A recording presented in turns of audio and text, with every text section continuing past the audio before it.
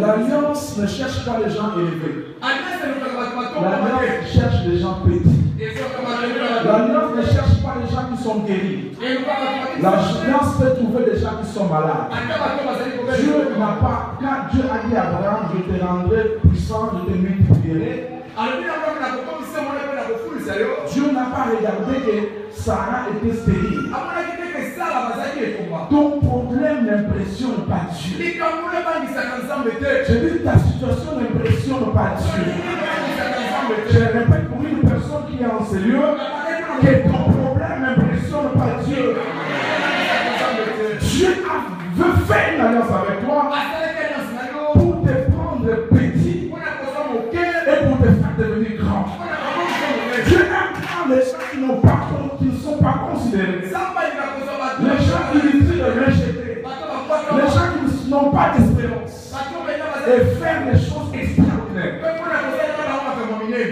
J'attends encore, bien aimé, le jour où je verrai mon bâti avec 10 maisons, 15 maisons, 30 maisons. Moi, ça ne me choquera pas. Mais ça confirmera que l'étude d'alliance est réelle. Et ça me fera du bien. Pourquoi? Parce que s'il a fait avec mon père, il va faire aussi avec moi. Amen. Si tu comprends cela comme ça, tu ne souffriras pas lorsque tu verras ton père béni. Ce ne sont pas les enfants qui souffrent quand l'homme de Dieu est béni. Ce sont les adversaires. C'est pourquoi David pouvait dire, si vous réduisez ma tête, ma coupe de mort, tu dresses une table en face de mes adversaires. Dieu ne te lève pas en secret. Dieu te lèvera toujours en public. Il dressera une table. Il fera asseoir tes adversaires. Les adversaires, c'est qui? C'est les gens qui ne croient pas en toi. C'est les gens qui font tout pour que tu n'évolues pas. Ils ne te fuiront pas. Ils resteront avec toi. Mais leur objectif, c'est de te freiner afin que tu ne rentres pas dans ton alliance.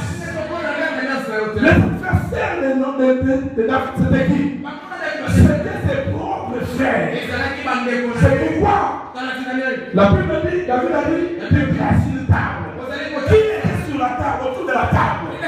C'était son père et ses propres frères. Ce sont ses propres frères qui lui disaient, tu es orgueilleux. Qu'est-ce que tu veux faire quoi? Tu n'es rien. Tu n'iras pas de l'avant. Alléluia. Mais lorsqu'il a été couronné, lorsqu'il a été intronisé, lorsqu'il a été moine, lorsqu'il a été élevé, on n'a pas chassé les frères, on n'a pas chassé les ennemis. Dieu t'élèvera face de tes ennemis. Ils t'ont vu dans le malheur, ils ont mis des voix dans le bonheur. Ils t'ont vu dans la maladie, ils ont vu dans la guérison. Ils t'ont vu dans la souffrance, ils t'ont vu dans l'élévation. Dieu ne les fera pas fuir. Ils resteront là. Ils feront l'effort pour quitter la ville, mais ils n'arriveront pas. Ils resteront là. Pourquoi Dieu les garde? Pour voir ce que Dieu va faire avec toi. Ils ne mourront pas. Ils vivront. Ils vivront. Ils resteront. Ils vivront. Oh, roi, prie éternellement. Ne viens pas encore. Reste sur place. Viens voir ce que l'Éternel va faire. Moi, je dis une chose. Si Dieu commence à faire un avec toi, il fera aussi deux avec toi. S'il t'a promis cette chose, c'est tu as remarqué la première chose arrivée, c'est que la deuxième chose est sur la route. La troisième chose est sur la route. La quatrième chose est sur la route. Parce que tu es déjà rentré dans les rails de Dieu. Tes enfants prospéreront. Tes fils prospéreront. Tes fils se marieront. Ta vie s'élèvera. Est-ce que je parle à une personne? Est-ce que je parle à une personne? C'est que tu es amen et je prophétise encore. Je vais voir amen pour que je parle encore. Je vais voir amen pour que je parle encore. Je vais voir amen. Le Dieu de la Bible te surprendra. Le Dieu de la Bible te surprendra. Dieu aime surprendre. Dieu aime surprendre. Dieu te surprendra. Il aime prendre les gens qui traînent dans la forêt pour les faire asseoir avec le grand. Toi, tu ne mourras pas. Dieu te fait asseoir avec le grand. Toi, tu ne mourras pas. Toi, tu ne mourras pas. Je ne mourras pas. Je ne mourras pas. Je ne mourras pas. Tu ne mourras pas. Dieu te fera asseoir avec le grand. Ce que l'œil de l'homme n'a pas vu, ce que l'oreille de l'homme n'a pas entendu, ce qu'il n'est jamais monté dans les pensées et le cœur de l'homme. Voilà les choses que Dieu réserve pour toi. Ce que Dieu va te faire, il n'a jamais fait dans ta famille. Ce que Dieu va te faire, il n'a jamais fait dans ta famille. Il n'y a pas deux Joseph dans une famille. Il n'y a qu'un seul Joseph qui va venir dans la famille. C'est que Dieu va te faire.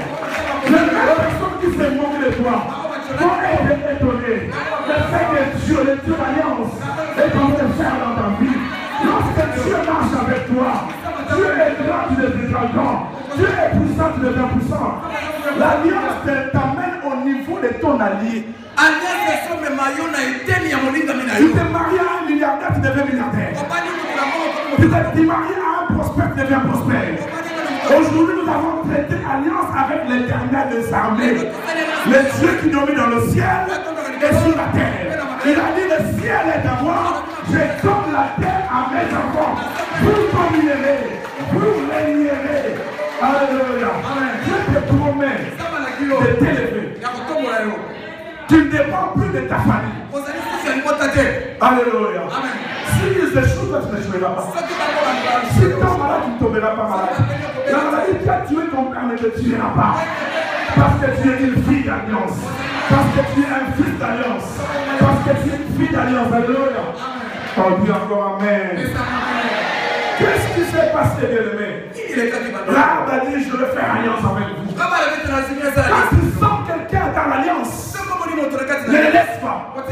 Voilà pourquoi Jonathan dit, David, je sens quelque chose en toi. Je vais traiter l'alliance avec toi. Parce que toi, tu es un homme terrible. Je ne sais pas ce qui va arriver. Mais je sens que ton Dieu fera des choses. Je ne te laisserai pas comme ça. Traite l'alliance avec moi. La Bible dit que c'est Jonathan qui aimait David. On ne dit pas que c'est David qui aimait Jonathan. C'est Jonathan qui aimait David. Jonathan est aligné David parce que David est malheureusement qui est aligné Jonathan. Alléluia. Il traite l'alliance avec moi. Il a pris quoi? Il a pris son épée, il a donné. Il a dit, donc c'était un transfert de pouvoir. Parce que c'est Jonathan qui devait succéder à Saoul. Mais il a donné son pouvoir. Lorsque tu traiteras l'alliance avec Dieu, il y aura un transfert de pouvoir.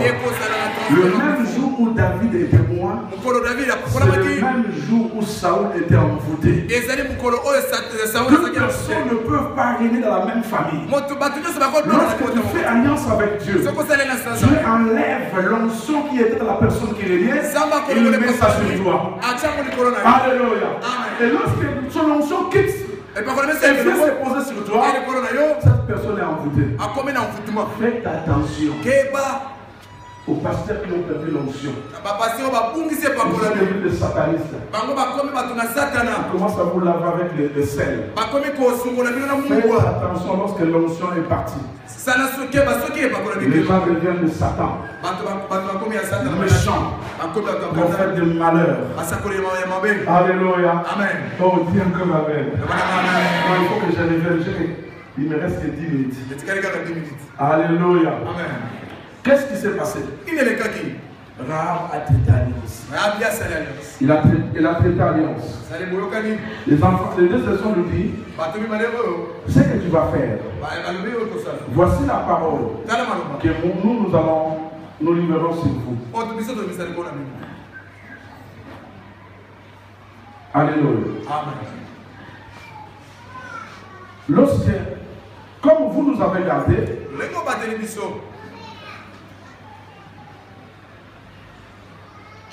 c'est dans le chapitre 13. C'est Rahab qui parle maintenant. Il dit, donnez-moi l'assurance que vous laisserez vivre mon père, ma mère, mes frères et sœurs. Donnez-moi l'assurance que vous laisserez vivre mon père, ma mère, mes frères et sœurs. Alléluia. Amen. Et tout ce qui leur appartiennent et que vous nous sauverez de la mort. Ces hommes me disent, lui répondirent, nous sommes prêts à mourir pour vous. Je dis à une personne, le fait que tu as fait alliance avec Dieu, Dieu est prêt à mourir pour toi. Or, Dieu ne meurt jamais. Donc tu n'iras pas. Sans voir ce que Dieu t'a promis. Je parle à une personne. Si vous divulguez ne divulguez pas ce qui nous concerne, et quand l'Éternel nous donnera le pays, nous agirons envers toi avec bonté. La première recommandation, ils ont dit, à notre entrée, là je vois dans le verset 18, attache ces cordons de fil cramoisi à la fenêtre par laquelle tu nous as fait descendre et recueille auprès de toi dans ta maison ton père, ta mère, tes frères et tes soeurs et toute ta famille. Si quelqu'un d'eux sort de la porte de la maison pour aller dehors, son sang retombera sur sa tête et nous serons innocents. Voilà la deuxième recommandation. Ou la deuxième recommandation, ne sortez pas de la maison. Recueille tes frères et tes sœurs. Alléluia. Je suis en train de dire à une personne, ton salut doit affecter ta famille. Ton salut doit affecter ta famille. Ta richesse doit affecter ta famille. Ton élévation doit affecter ta famille. Alléluia. Amen. Pourquoi est-ce que tu veux sacrifier ta famille pour être élevé? C'est le contraire de ce que le diable demande. Le diable, pour t'élever, il te dit sacrifie ta famille. L'Éternel, pour t'élever, dit je t'élève, mais je t'élève avec ta famille. Dieu nous bénit pour bénir les nôtres.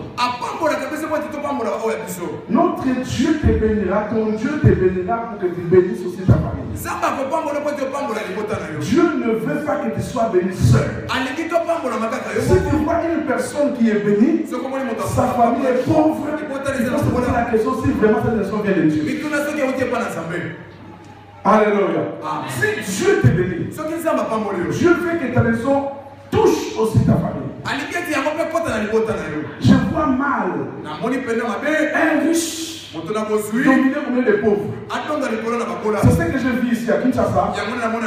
Quelqu'un qui roule dans une voiture terrible, une maison terrible, mais au milieu des pauvres. Il roule, il dit bonjour aux gens. Est-ce que ça te fait pas mal d'être élevé seul? Est-ce que ça te fait pas mal d'être élevé seul? Cette façon de voir les choses, c'est les satanistes qui vivent comme ça. Alléluia. Une bénédiction de l'Éternel doit affecter ta famille, doit affecter ton entourage, doit affecter tes frères et sœurs. Alléluia. Dieu veut te donner une prospérité pour laisser à ta postérité. Dieu veut te donner une prospérité pour laisser à ta postérité. Dieu veut te bénir jusqu'à ce que ta bénédiction traversera tes enfants. Moi, je n'aime pas une bénédiction qui s'arrête seulement sur moi. Moi, je veux une bénédiction qui va toucher mes enfants et mes petits-enfants. Si toi, tu es d'accord avec moi, dis-moi aussi. Oh, dis-moi moi aussi. Je ne veux pas être béni seul. Je veux que ma bénédiction touche aussi les miens. Quand je suis élevé avec les autres. Quand je suis béni avec les autres. Voilà une bénédiction qui vient de Dieu.